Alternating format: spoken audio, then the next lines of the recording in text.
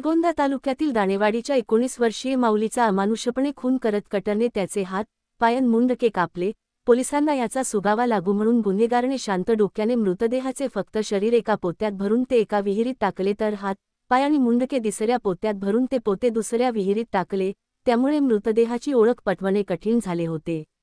श्रीगोंदा पोलिसांनी मिसिंगवरून आणि शरीररचनेवरून हा मृतदेह प्रथमदर्शनी माऊली गव्हाणे याचा असल्याचा अंदाज घेत तपासाला सुरुवात केली। यामध्ये पाण्यात उतरून तपास करणारे काही लोक घेतले आणि पोलिसांच्या या मोहिमेला यश आले। गवतीलच एका विहिरीच्या तळाला एक पोत्याचे गाठोडे सापडले, त्यामध्ये हात पाय आणि मुंडके निघाले। हे पोते पाण्यावर येऊ नये यासाठी त्यामध्ये दगड भरण्यात आले होते।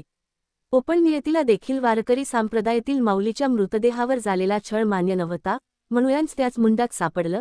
त्याच्या कानातील बाळीवरून त्याची ओळख पटली। आई वडिलांनी एकच टाहो फोडला। माऊली गव्हाणे याच्या मानुष खून पाहून ग्रामस्थांच देखील मनसून झालेलं होतं। पोकटने कापलेल्या माऊलीच्या शरीराची ओळख पोलिसांनी पटवली, पण अजून गुन्हेगारापर्यंत पोहोचण्याचे चॅलेंज पोलिसांसमोर होते।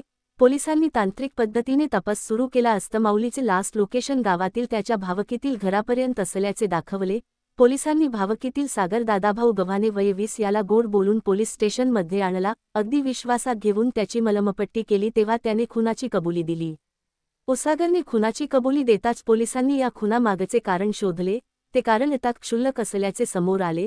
सागर गव्हाणे याचे गावातीलच एका तरुणासोबत समलैंगिक संबंध होते। त्याची माहिती माऊलीला होती, त्यामुळे माऊली आपली बदनामी गावात करेल या भीतीने सख्ख्या भावकीतील सागरने माऊलीला मारण्याचा कट शिजवला। 7 मार्च रोजी माऊली 12वीचा पेपर देऊन घराकडे येत असताना त्याला गावाबाहेरूनच एका पडक्या घरात आणला। तिथेच त्याचा कटरने गळा चिरला।